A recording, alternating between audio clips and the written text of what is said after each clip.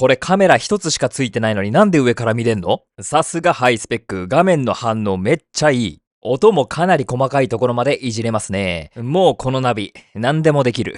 そしてこの車が納車されました。現在最強の Android ナビってどんなもん？取り付けるところからじっくり見ていきます。皆さんこんにちは、七草です。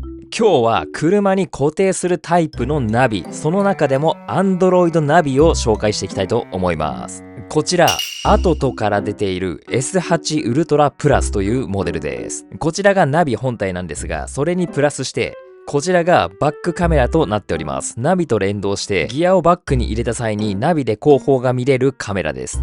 このカメラすごいので後で見ていきます。まずはね、ナビ本体から見ていきましょう。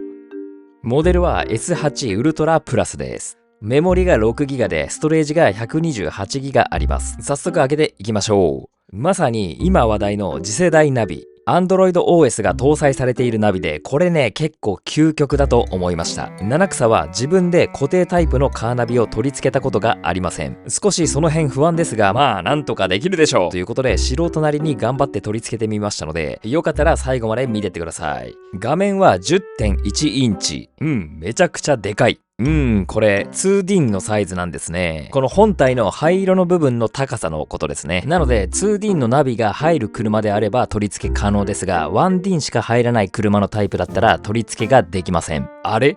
アウトランダーのナビって 1D じゃなかったかな？しかも ETC とかカメラとか連動してるし大丈夫かな？まあとりあえず見ていきましょう。この S8 シリーズの中でもこのようにグレードがたくさんありまして、今回の S8 ウルトラプラスは最上位モデルです。とりあえず画面以外のフィルムを剥がします。左側面にはマイクロ SD カードのポートと USB-A ポートが1ポートずつあります。一番下は AUX インポート、その上にリセットボタンがあります。そして画面の下から覗いてみると、ここに SIM カードが差し込めます。サイズはナノ SIM ではなくマイクロ SIM です。ナノ SIM より一つ大きいサイズですね。ただ今はナノ SIM が主流なので、マイクロ SIM に変換できるアダプターをかませば使用可能です。背面のポートはこんな感じ。ここに色々接続していく感じですね。ケーブル類の付属品がいっぱい入ってます。全部でこれだけあります。パーツリストの中に説明が書かれています。さらっと同梱品を見ていきましょう。外部マイク、音声検索やハンズフリー通話で使います。GPS アンテナの大きさはこれぐらいです。取り付けアダプター、フレームですね。今回は使いませんでした。Wi-Fi のアンテナ、4G LTE のアンテナ、USB 2口ケーブルが1つ。それがもう1セットあったので USB の口がね4個も付けれます。これ一つ一つに役割が振ってあったので後で見てみます。これがメインのケーブルで、ナビと車をつなぐ電源リードコネクタ。このように一本一本に分かりやすく何のケーブルかが書いてあります。これだったらフロント左スピーカーのマイナスとかね。フロントカメラ用のケーブルも1本入ってました。今回は使ってません。取り付け用のブラケットですが、今回は本体の載せ替えたので使ってません。ナビ画面のフィルムも最初から入っています。あとは説明書類がいっぱい。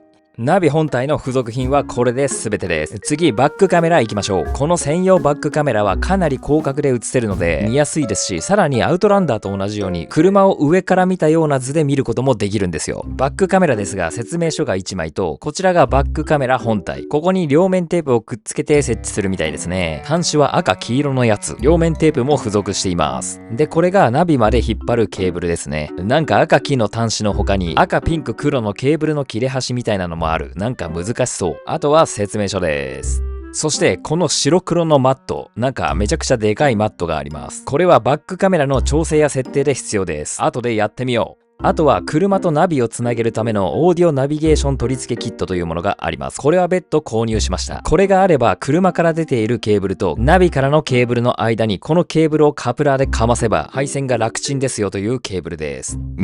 鋭い人はお気づきかもしれませんが、なんでこのハーネススズキ用なのと思ったかもしれません。今回の Android ナビですが、アウトランダー PHEV には取り付けできませんでした。ですが新たにこの車が納車されましたので、その車に取り付けていきたいと思います。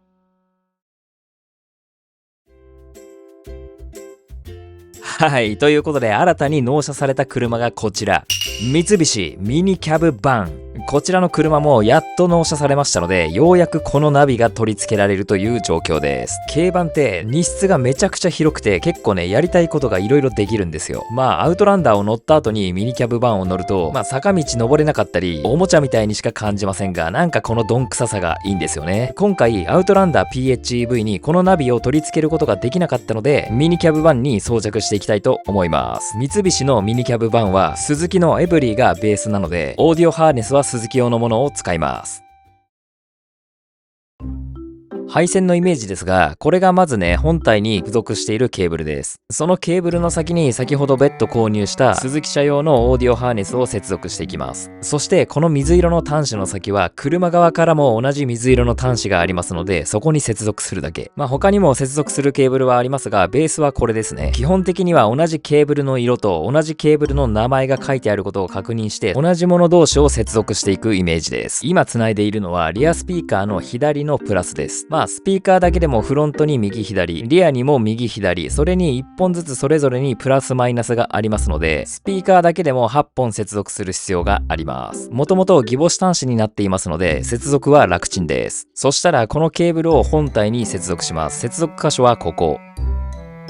ちなみにメインパワーと書いてあるのが常時電源です。赤いケーブルがアクセサリーのケーブル。この2つはね、もともと分岐されています。なので、他の電源をオーディオ裏から取りたい時にも使えますね。あとね、今回使わないケーブルはこのように分けました。パーキングブレーキ線はアースと一緒にしてしまえば、走行中も操作できるように解除できるみたいですが、今回ね、パーキングブレーキ線を繋がなくても、この S8 ウルトラプラスは走行中も操作ができます。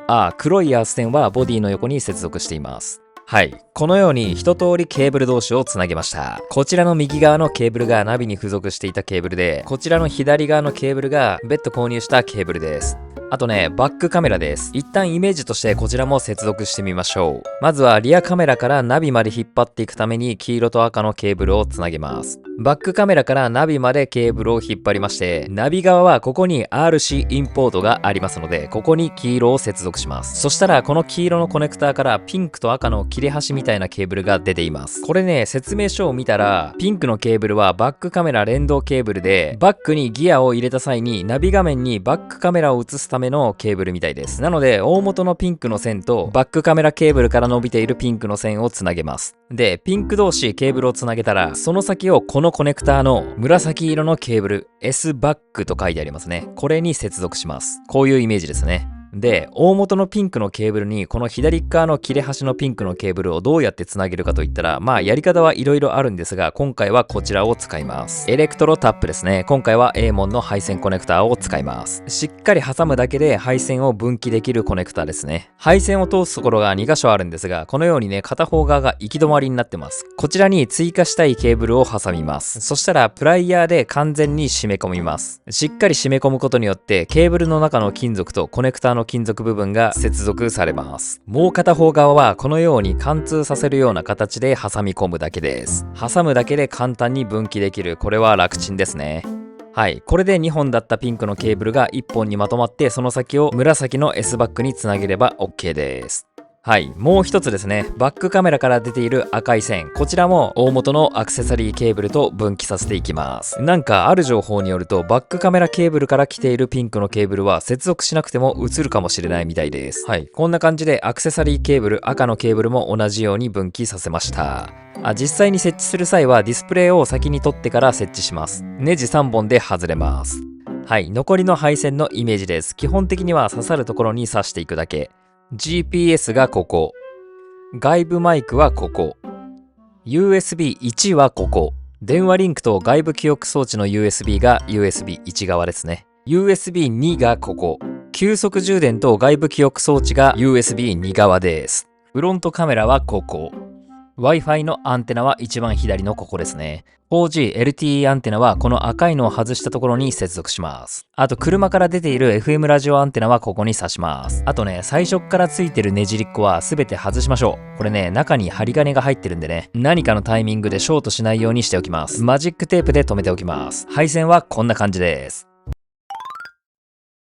今回のアトトのバックカメラはナンバープレートの上あたりに設置することになってます。しかし純正のバックカメラの位置はバックドアハンドルの左側に埋め込まれている感じなんですよね。ちなみにこのドアハンドルはノーマルのため穴も開いていないですし、カメラも当然ついていないです。なので専用のドアハンドルに変えて自分でバックカメラを取り付けていきます。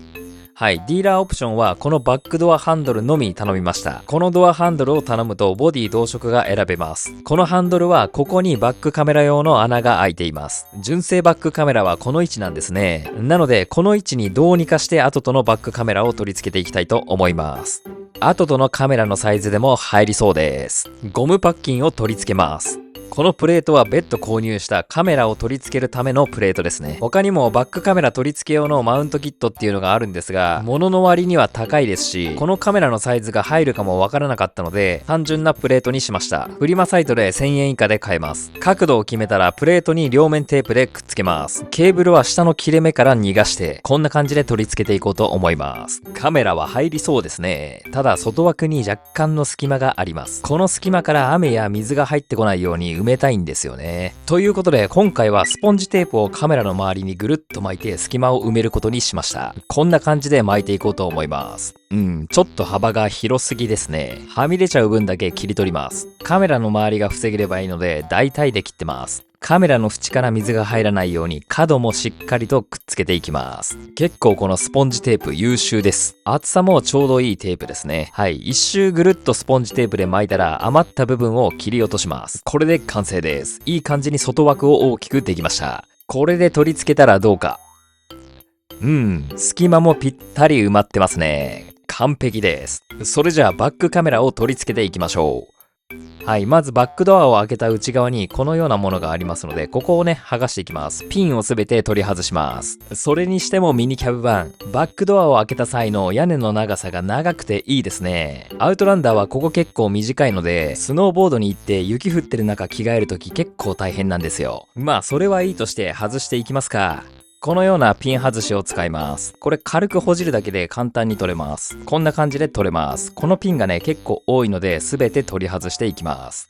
全てのピンを取り外しましたので、このカバーを取り外します。中はこんな感じになってます。続いてこの黒い皮めちゃくちゃ硬いんですが、思いっきり引っ張ると外れます。めちゃくちゃ硬い。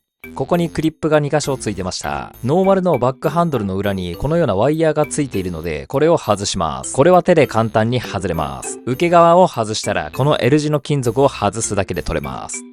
あとは3点のネジを外すだけでバックドアハンドルは取れます。ネジはこんな感じのやつでした。ノーマルのドアハンドルを取り外します。これ新品です。誰かいりますか？先ほど下準備をしたバックカメラ付きのドアハンドルに変えていきましょう。バックカメラの配線を先に通して、あとは閉めていくだけ。はい、こんな感じで設置できました。カメラの位置ずれてないかな？大丈夫そうですね。ちょうど雨ですが、隙間も大丈夫そうです。はい、そしたら先ほどのワイヤーを戻していきます。L 字の金具を刺して、この樹脂をはめ込むだけ。で、手前のこの黒いプラスチックにも溝がありますので、ちゃんとね、上まではめましょう。この位置ではまれば OK です。バックカメラの配線は既存のケーブルに合わせて止めています。で、この赤黄のケーブルをつなぐわけですが、このナビまで引っ張っていく側のケーブルにアースがあるんですよ。これをもともとアースを取っていたところに合わせてかましていこうと思います。そのためアースケーブルの先端を少し加工します。はい、先ほどのアースケーブルの被覆を剥きます。ピントが合いませんが少し束ねます。このクワガタ端子を取り付けていきます。少し折り返してしっかりかしめていきます。はい、これでクワガタ端子の完成です。これを先ほどのアースと一緒にかましていきます。こんな感じでボディアースを取りました。次、バックカメラ線を前まで引っ張っていかなきゃいけません。この中を通して、この蛇腹を通って天井裏まで引き込んでいきます。ここ通るかな？先に黄色い棒の配線通しを使って通すルートの出口から顔を出しておきます。このように配線通しのようなものがないとちょっと厳しいですね。あとは配線通しにこのケーブルをビニールテープなどでくっつけて前から配線通しごと引っ張るだけ。はい、もう引っ張りましたが、とりあえず蛇腹の手前まで通しました。蛇腹の中が通しにくいのでシリコンスプレーを使います。ここが一番大変なんですよね。もともとこのケーブルが中を通ってます。しばらくチャレンジしましたが、なかなか通らなかったので、蛇腹の下側もゴムを外して、ここでも配線通しを使って引っ張る作戦にしました。これで天井裏まで通ったので、あとは前まで持っていくだけ。次行ってみましょう。はい、今度は車内前方にやってまいりました。ナビ、ドラレコなど全て取り付けたいものがあったので、この辺のオプションは全て付けておりません。ナビつけてないとただの壁なんですね。とりあえず養生をしました。周りのカバーを外します。これね、めっちゃ最初硬かったです。爪だけなので引っ張るだけで外れますが、新車なので硬かったですね。裏にハザードスイッチのコネクターがついてますので、これは裏に爪がついているので押して外します。次、ネジが4箇所あるので、これを全て外します。そしたらもうこれだけでダミーブラケットが外れます。ダミーですが、一応 FM ラジオのコネクターと車側から来ているケーブルのカプラーは刺さっていましたので、これを取り外すことで全て外れます。車側から来ているオーディオ裏のケーブルのコネクターはこの3種類でした。最後戻すとき、このハザードのケーブルも忘れないようにね。次、A ピラーのカバーを外すためにハンドル部の蓋を開けると中にネジがあるので、これを外します。そうするとハンドルが外れます。そしたら真ん中より下ら辺にクリップが1箇所ありますが、ここもためらうことなく剥がしていきます。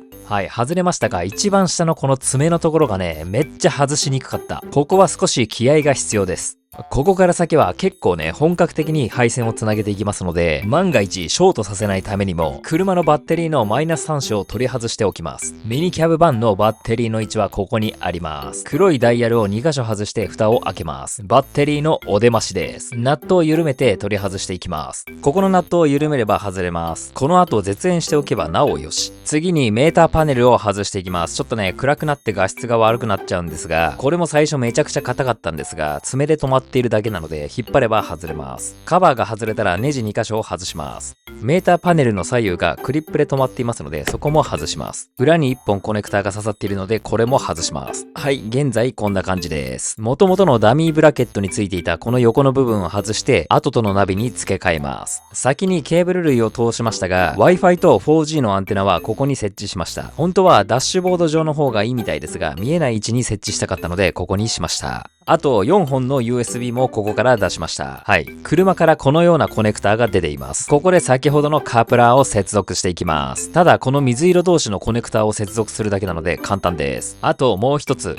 車側からこの白いコネクターも出ているんですよ。ここにも先ほど接続していた白いコネクターがあるので、それをそのまま挿します。S バックと書かれている紫の線とリアカメラのピンクの線を接続していたケーブルです。この白いコネクタ同士を接続します。はい、接続しました。あとはナビにどんどんつなげていくだけ。はい、今つないだ先の黒いコネクターをナビ側に接続します。難しそうですが、やってみると結構簡単です。車側から出ている FM ラジオのアンテナを差し込んだら、ナビ側の接続は最初の方にお見せした通りなので、ナビをしまっていきましょう。はい、ナビを押し込んだらネジを4箇所締めていきます。はい、ネジを締めました。あとはハザードのケーブルを戻すのを忘れないようにカバーに取り付けてから締めます。戻す際ですが、ディスプレイとナビ本体の間にカバーを入れるようにしましょう。こうしないとね、後からカバーを締めることができません。さあ、これで設置は全て完了しますので、エンジンをかけてみてちゃんとつくかどうかを確かめてみましょう。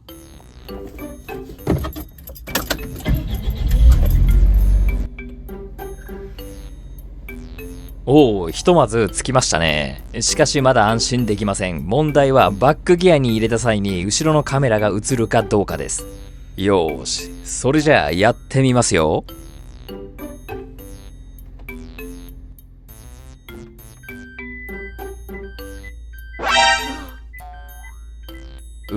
映りません。うわぁ。マジか。同時に疲れが一気にきます。残念ながらリバースに入れてもバックカメラが映りません。これは失敗です。気を取り直して配線見直ししましょう。ちょっとその前に休憩。はい、見直しが完了しました。原因おそらくわかりましたので、これで大丈夫でしょう。それじゃあやってみよう。よし、気持ちいい。映りました。これで大丈夫ですね。よかったよかった。原因なんですが、この紫の S バックの線とピンクのリアカメラの線、この間のギボシ端子がですね、半抜け状態になっていました。接続時は全てしっかり押し込んだつもりだったんですが、どっかで引っ張ったか押し込んだタイミングで抜けちゃったみたいですね。何はともあれよかった。はい、次、バックカメラの設定をしていきます。シートから車のケツまで15センチ開けたところで設定するみたいです。このシート4メーターあるので、風がある日はね、無理ですね。はい、シートから15センチまで近寄ります。ちょっと見えづらいですが、バックカメラを調整します。リバースに入れたら画面の右側を6回タップした後に真ん中をタップ。そうするとね、この画面に入れます。右上の車両サイズから車のタイプを選びます。セダンでも SUV でもないのでその他を選びます。あと車の長さと幅を入力します。ミニキャブは長さが3395で幅が1475です。入力したら保存して終了。ちなみにこのその他とかセダンとか SUV ですが、車を上から見た時のアニメーションが変わるだけみたいですね。次に右側の構成というボタンを押します。そうするとキャリブレーションが始まります。これで後ろのマットと調整して車を上から見ることができるんです。あれ、失敗しましたと出てきました。キャリブレーション中にマットに極端なシワがあったり、何か上に物が置いてあったりすると失敗するみたいなんですが、どうやらこのマット、左側が日向で右側が日陰になっているので、こういう場合でもダメみたいです。なので今度は向きを変えてまたチャレンジしました。マット全体に日が差し込んでいる状態です。これでもう一度キャリブレーションしてみましょう。どうやらまたダメみたいですね。どうやらカンカン照りでもシートの一部が白くなってるので、それでうまくキャリブレーションできないみたいですね。なので太陽が思いっきり当たってる時もダメみたいです。そのため日が当たらないところに移動してキャリブレーションしてみます。リバースに入れて右側の画面を6回タップした後に真ん中を1回タップします。夕方の方が圧倒的に画面も見やすいですね。先ほどは眩しくてすみません。キャリブレーションしてみます。おー、成功しました。今度はあっという間に成功しましたね。やっぱり太陽ガンガンじゃダメみたいです。いやーよかった。赤線もシートのど真ん中に来ていてドンピシャですね。早速駐車場でどんな感じか見てみましょう。右側がものすごい魚眼で広く見えますね。スタートはリバースに入れた時点では上半分が黒いですが、下がっていくとこれすごいですよね。カメラ一つしかないのに上からの視点で見ることもできるんですよ。これアウトランダーにもついているマルチアラウンドモニターと同じ感じで見れるんですよ。先ほど取り付けたバックカメラ一つだけでこれすごいですよね。感動しました。後付けのナビとカメラでここまでできるのは正直驚きです。ちなみにこのモードで切り抜きというボタンを押すとこのような範囲を決める枠が出てきます。この枠は自由にいじることができて好きなようにバックカメラの範囲を指定できます。例えばこのぐらいに範囲を狭めてセーブして終了するとこのように先ほどまではめちゃくちゃ魚眼だったバックカメラを通常のカメラのように映し出すこともできます。なので好きな魚眼具合に設定することができるんですね。これはめちゃくちゃいいと思います。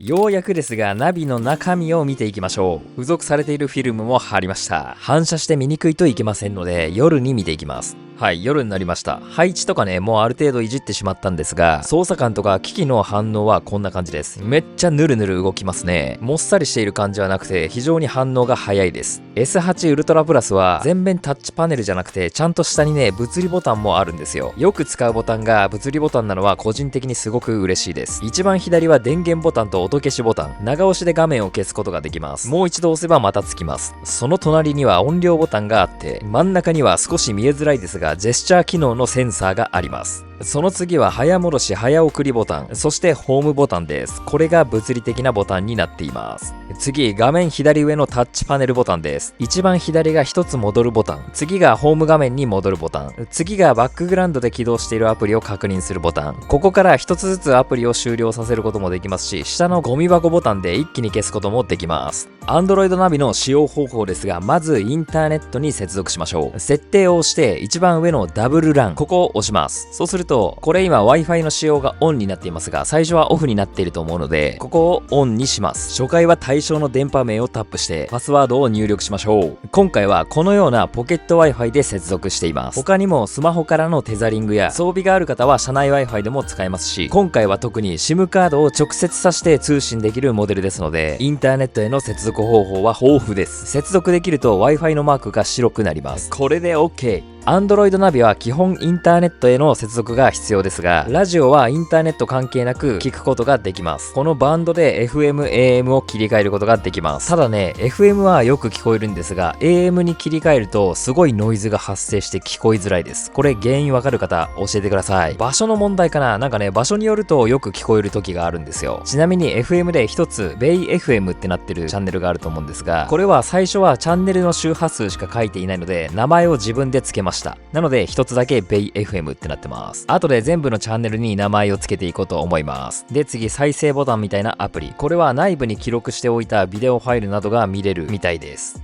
次、この紙飛行機みたいなアプリですが、これはね、地図アプリです。最初はこのようにデフォルトのナビアプリが設定されていませんと出てきますが、次に進んで、最初はね、Google マップが入っているので、Google マップを選択してもいいですし、他の地図アプリがいい方は先にそのアプリをインストールしておけば、このデフォルトのアプリに設定することができます。七草はあらかじめ Yahoo カーナビをインストールしておきましたので、Yahoo カーナビをここでは設定しておきます。はい、このように追加したら、ここで選択します。で、一度ホームボタンで戻って、改めて地図アプリを開くと、このように Yahoo カーナビが最初から開くという設定ができます。まあ当然インストールした Yahoo カーナビのアプリをホーム画面に配置して、それを開くっていうことでも変わりません。で、この操作感がすごくて、めっちゃヌルヌル動くんですよ。すごい反応がいいです。Yahoo カーナビのアプリの場合は、ダブルタップでズーム、ダブルタップ後に上、トントン数でズームアウトできます。それか右下にあったプラスマイナスでもできます。Google マップも見てみましょう。Google マップ感動ポイントが一つあります。スマホと同じようにピンチイン、ピンチアウトでズームアウトができるんですよ。これスマホだと普通じゃんと思いますが、AI ボックスだとこれできなかったんですよね。さすが Android 一体型ナビという感じですね。当然 Google マップもトントンでズーム、トントン数でズームアウトもできます。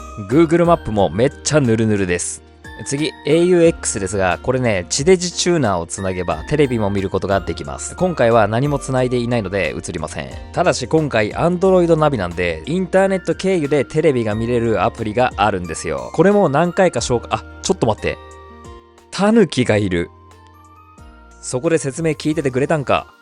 おーい、タヌキチ言っちゃったわ。なんかね、一回タヌキを助けてから最近やたら会うようになりましたね、タヌキ。はい、気を取り直しまして、もうどこまで話したか忘れましたが、このプレイストアから Android ナビは好きなアプリをインストールして好きなように遊ぶことができるんです。これは日本のテレビ放送というアプリなんですが、これはアプリ経由でテレビが見れるんです。アプリなので広告が入ってしまったり、地デジではなくインターネット経由なので、それぞれのインターネット速度に依存してしまいますが、テレビが見れるアプリがあるというのはいいですね。外部マイクもここに設置しましたので、音声入力もできます。プライムビデオ。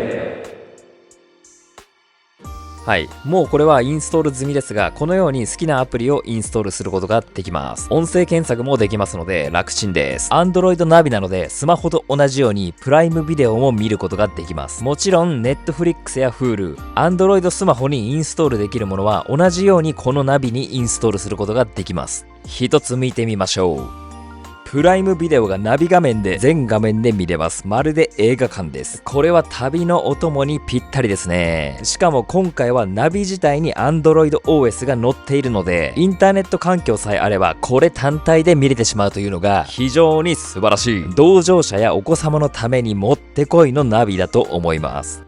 またタヌキ。柵の間を通ってまるでまた抜き。はい。そして YouTube ももちろん見れます。こちらも動きはサクサクで操作感に違和感は全くないですね。一つ見てみましょう。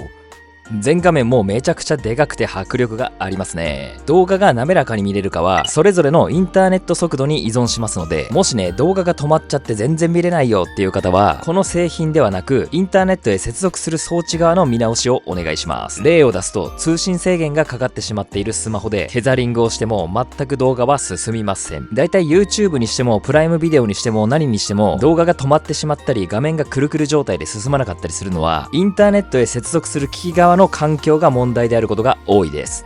次ですが、この Android ナビは音にも非常にこだわっています。イコライザーを見ていきましょう。まずこれを開くとね、ゲージがこのようにいっぱい出てきます。左上の標準の隣の矢印を押すと、プリセットで入っているロックやソフト、クラシック、ポップ、ホール、ジャズ、シネマなどお好みの音に変えることができます。その他にカスタムが1から5までありまして、高音、中音、低音好きなように自分でカスタマイズすることもできます。これを5つ別々で保存できます。で、今いじっていたのはフロントのライトレフトのスピーカーの音だったんですが、実はこれリアのライトレフトもいじれるんです。ラウドネスもあります。デフォルトで初期値に戻ります。次、時間補正ですが、これは遅延信号というものを操作できるみたいです。これもフロントのライトレフト、リアのライトレフトがそれぞれいじれまして、お好みに設定できるみたいですね。次、バスブースト。これはフロントとリアそれぞれ設定値をいじることができます。次の音上ですが、音が出る中心部をいじることができます。このようにポイントをずらすと、そこの位置を中心に音が聞こえるようになります。右側のボタンでも操作できるんですが、この製品は海外でも販売されているからか、ここでは運転席を押すと助手席側、助手席側を押すと運転席側になります。なので日本では逆と考えてください。音を聞きながら左のポイントで好きなところに動かすのがいいと思います。なんもない時は中心でいいと思います。そして最後、クロスオーバーフィルターというものがありまして、これもフロントリアでいじることができます。具体的にここがこうなりますと言っても伝えにくいと思いますので、このように色々な設定ができて、各部分をね、いじりながら自分の好きな音にするのがいいと思います。このように音質にもこだわりを感じられる部分でした。次ですが、各音楽アプリも入れれば好きな音楽を聴くこともできます。ここでは Amazon Music を開いています。動画を見るだけではなく、好きな音楽プレイヤーとしても再生できますので、やっぱりね、動画は見ないけど音楽は再生したいという方は音楽アプリを入れるといいと思います。七草は Amazon Music を入れておりますが、Amazon Music 自体はもちろん音楽が無料で聴けますが、中に制限があります。そのため、有料プランで Amazon Music Unlimited というプランがありまして、こちらは制限がなく、広告なしの音楽が聴き放題となっております。これが通常月額1000円ぐらいかかるんですが、現在3ヶ月0円で使えるキャンペーンを行っておりますので、お試しキャンペーンみたいな感じですね。どんな感じなのか、これ無料なので一回入ってみて試してみるのもいいと思います。今やっているキャンペーンは5月7日までに申し込めば3ヶ月0円で使えるみたいです。注意点としては、気に入らなかった方は必ずお試し期間が終わる前に契約を解除してください。でないと3ヶ月後に自動的に月額1000円ぐらいかかってしまいます。とはいえ Amazon Music Unlimited が3ヶ月0円で使えるのは非常に魅力的だと思いますので、試してみるのもいいのではないでしょうか。概要欄にリンクを貼っておきます。次、ジェスチャーコントロールを見ていきましょう。この手のジェスチャーというアプリがありまして、ここにね、センサーがあります。見ていきましょう。このように手を動かすだけで指定した操作ができるというものです。少し使ってみましたが、この下の3つの手の動きが反応が良かったですね。それぞれのアイコンの下のボタンから好きな操作を設定することができます。ひとまず時計回りに手を動かすと音量が上がって、反時計回りだと音量を下げる。そして手を振るとホーム画面に戻るという設定をしてみました。時計回りに手を動かすと音量が上げられて、反時計回りに手を回すと音量が下げられます。そして左右に手を振るとホーム画面に戻ります。このような操作がジェスチャーでもできます。ただ今設定した音量を上げたり下げたりするのとホーム画面に戻るのは物理ボタンがすぐ下にありますので、こっちの方が早いなと思いました。次、このハンドルのマークの SWC セットアップでステアリングスイッチとの連動もできるみたいです。今回七草のミニキャブ版はステアリングにスイッチがありませんので、この機能は使えません。ただそういう方のためにもこういうハンドルスイッチも販売しておりますので、興味のある方は見てください。こちらも概要欄に貼っておきます。設定画面から壁紙を変えることもできます。画面上からグッと指を下ろすと、ここで Wi-Fi などショートカットでアクセスすることもできます。あとバックカメラのパーキングラインなんですが、通常はバックに入れるとこのようにバックカメラには何もガイドラインは表示されておりませんが、リバースパーキングラインをオンにしてバックに入れるとパーキングラインが表示されます。これまだ何も設定していないデフォルトのままの線です。その下の参照線もこれに付随する同じような機能だと思います。これだけでは見た目は分かりませんでした。さらにその下にシミュレートされたパノラマビューとありますが、これはオフにすると上から見るパノラマビューが見れなくなります。このように左側に車を上から見た図がなくなって、バックカメラが全画面で表示されます。なので上から見る図のパノラマビューがいらないっていう方はこういう使い方もできます。次ですが、アトトが開発した GPS トラッキングアプリトラック HU を見ていきます。このアプリを使うことで車が盗難された時など場所が瞬時にわかるというものです。自分の愛車を追跡できる GPS アプリ、盗難対策としていいと思います。で、このトラック HU はアプリを隠すことができますので見てみましょう。トラック HU アプリをここに持ってきました。この状態で設定を開いて、左の端末を4回タップします。そうすると下の方に GPS アップディセーブルと表示されますので、この状態でホームに戻ると、先ほどまであったトラック HU のアプリがなくなっております。これは表面上消えているだけで裏では動いております。なので GPS アプリ自体を隠すということができます。詳しくはアトトさんのホームページをご覧ください。あとは Android ナビなので当然ネット検索もできます。うわ、何この車、かっこいい。はい、そして Apple CarPlay も当然使えますし、Android の方は Android Auto も使えます。はい、そして無線ミラーリングにも当然対応しております。ミラーリングすると若干の音声の遅延があるのと、アプリで YouTube を開いた時と比べると全画面表示が一回りちっちゃくなりますね。これ暗くて分かりづらいですが、下と横に余ってる画面がこれぐらいあります。まあ Android ナビなんで、そもそもミラーリングする必要はあまりないと思います。はい。ということで、ここまで長々とナビの取り付け、バックカメラの取り付け、そしてナビのレビューと、じっくり触れてみましたが、いかがでしたでしょうか。ナビの取り付けとなると、結構抵抗感があると思うんですが、七草みたいな素人でも、いざやってみると、なんとかできました。ただ、なかなか時間が作れなくて、自分でつけるのは難しいよという方もいらっしゃると思いますし、そもそも取り付けることなんてできないよという方もいると思います。そういう時は、もうプロに任せましょう。ディーラーでナビを頼むと、数十万すると思います。それに比べてこの製品はこれだけ性能が詰め込まれていて10万を余裕で切ります。通常のナビと Android ナビではそもそも作りというか考え方が全く違います。Android ナビはインターネット接続が必要不可欠ですが、できることや可能性が無限大です。最近の車は車内 Wi-Fi もどんどん搭載されてきていますし、これからの時代には合っているナビだと思います。